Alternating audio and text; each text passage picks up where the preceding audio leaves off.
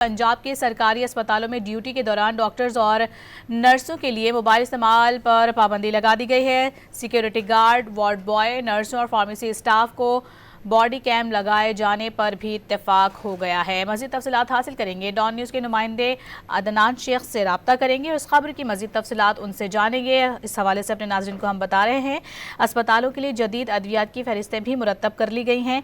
Committee बनाने का हुक्म दे दिया गया है। वज़ीर आला का सिक्योरिटी कंपनीज गार्ड्स के खिलाफ शिकायत का नोटिस भी सामने आया है। आपको बता रहे हैं, पंजाब के सरकारी अस्पतालों में ड्यूटी के दौरान डॉक्टर्स और नर्सेज के लिए मोबाइल इस्तेमाल पर पाबंदी लगाई गई है। Security guard, ward boy, nurses और फार्मेसी स्टाफ को बॉडी कैम लगाए जाने पर भी इत्तेफाक हुआ है।